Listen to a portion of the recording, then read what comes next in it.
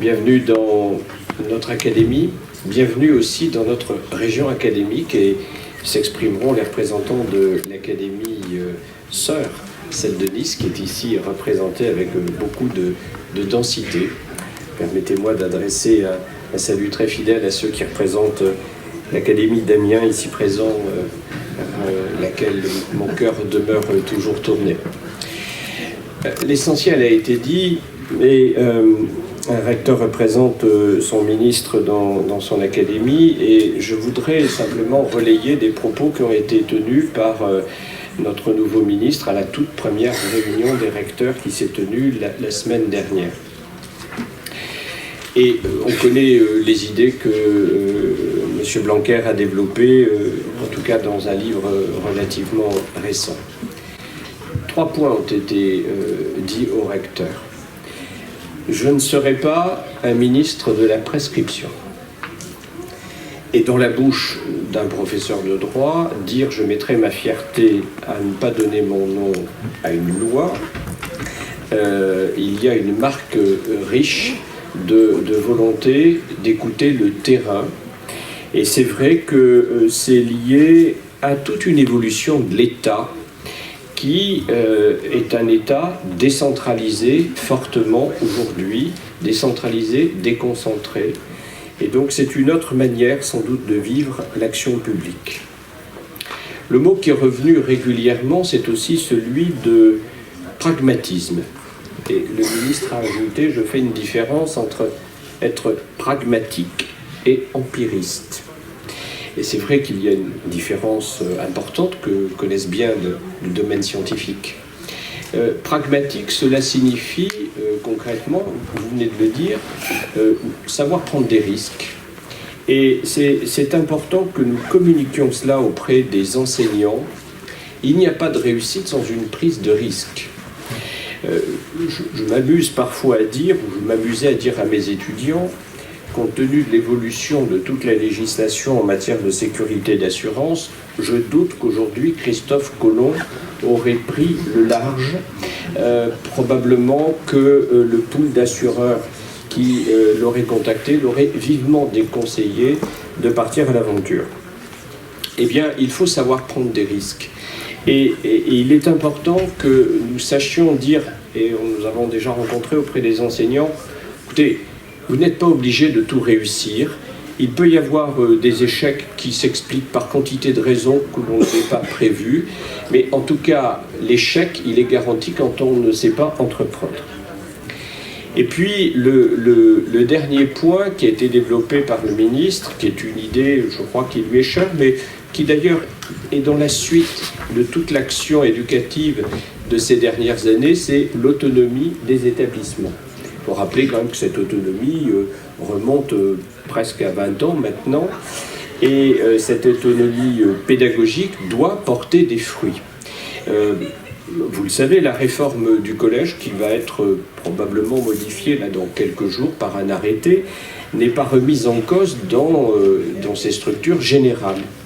Et il est important de vous dire que lorsque les recteurs, les inspecteurs d'académie, nous avons présenté cette réforme dans les collèges, eh bien, il y a eu parfois une réaction un peu curieuse qui est de dire « mais vous nous laissez un petit peu la bride sur le cou, les fameux 20%, on a un peu oublié cette règle des 20%, mais nous sommes habitués à avoir des directives précises.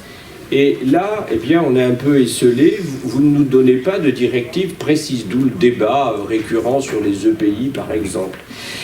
Eh bien, c'est important que les enseignants puissent maintenant se dire, voilà comment, et c'est une expression de M. Blanquer, il peut y avoir des collèges laboratoires. Collège laboratoire, c'est-à-dire où on va avoir des initiatives touchant le numérique. Et dans l'académie d'Aix-Marseille, mais c'est valable pour la quasi-totalité des académies, disons que c'est très marqué ici, Il est évident que quand, avec les inspecteurs d'académie, on se rend dans tel ou tel collège, non seulement de quartiers favorisés de la ville de Marseille ou même d'Aix, et que l'on se rend dans l'un des collèges des 72 quartiers du Nord, ce serait absurde de dire que l'on va fonctionner de la même manière. Et le besoin du numérique ne se fait pas d'ailleurs ressentir de la même manière selon les endroits. Il faut que les enseignants des collèges puissent se dire, voilà, nous allons avoir vraiment un projet à l'intérieur d'un établissement et voilà comment nous allons le réaliser. S'agissant de l'école primaire, alors vous savez que c'est un point très important dans l'esprit du nouveau ministre, particulièrement le CP. Les instructions données au recteur ont été vraiment très précises et très catégoriques là-dessus. Le ministre nous a dit, mais au fond, enfin nous le savons tous, la pédagogie c'est l'art de la répétition, etc., etc. Et il y a des élèves qui vont apprendre en passant plus de temps que d'autres.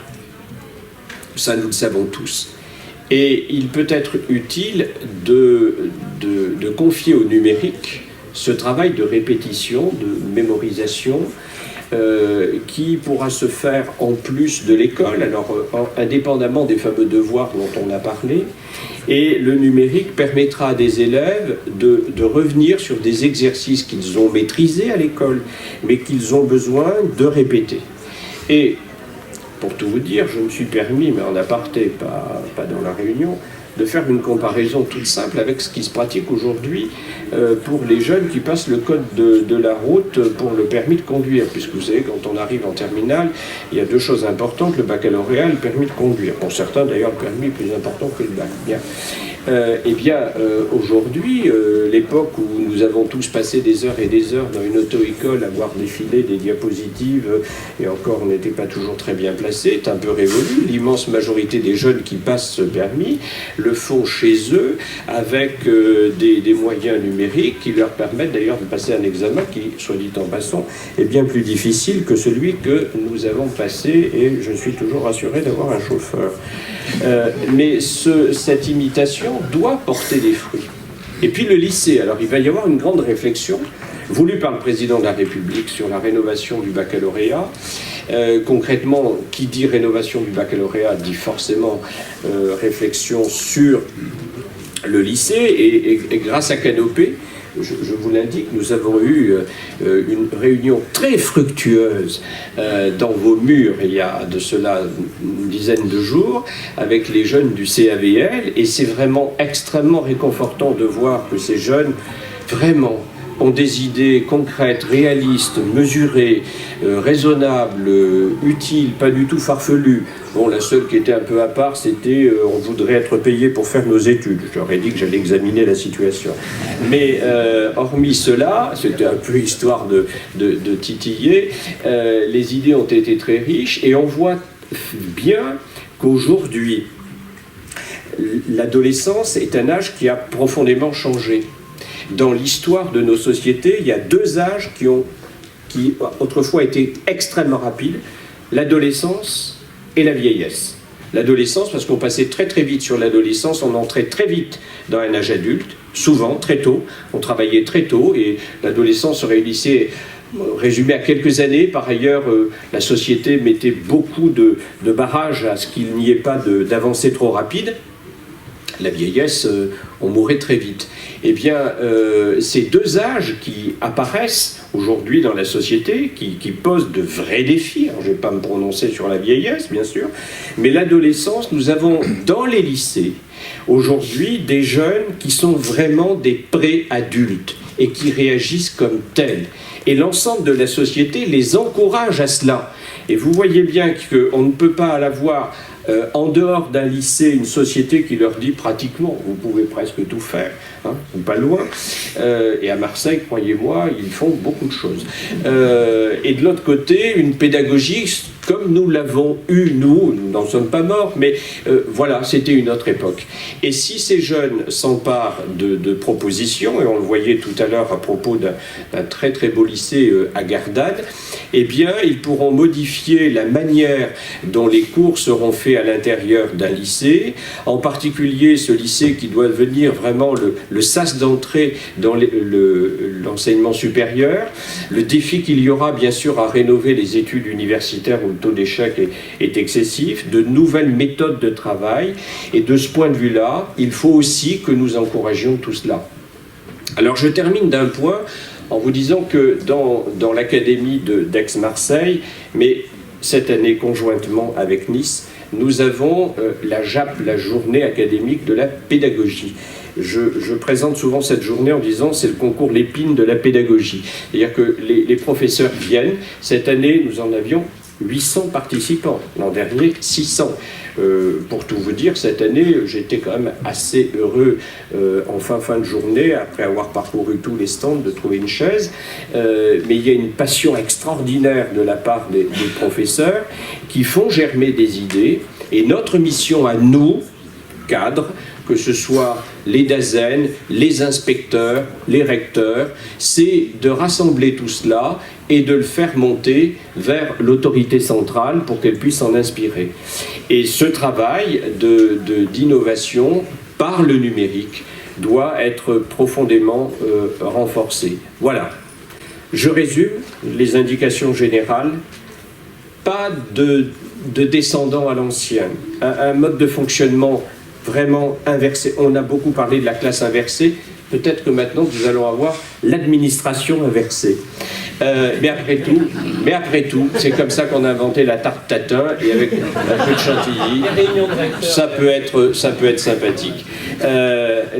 L'innovation, le projet, avec, vous l'avez dit, la prise de risque, et puis la rénovation profonde du lycée, avec des jeunes que nous devons porter dans les 10 ans à venir, 50% d'entre eux à un niveau du supérieur, et que nous devons considérer non pas comme des postes collégiens, mais comme des préétudiants. En tout cas, quand on regarde l'ensemble de ce que nous voyons, nous tous ici rassemblés, nous savons que nous avons une grande confiance dans cette jeunesse. Nous devons lui témoigner notre propre confiance, tout simplement parce que si nous sommes leur présent, eux sont notre avenir. Merci à vous tous, très bonne journée.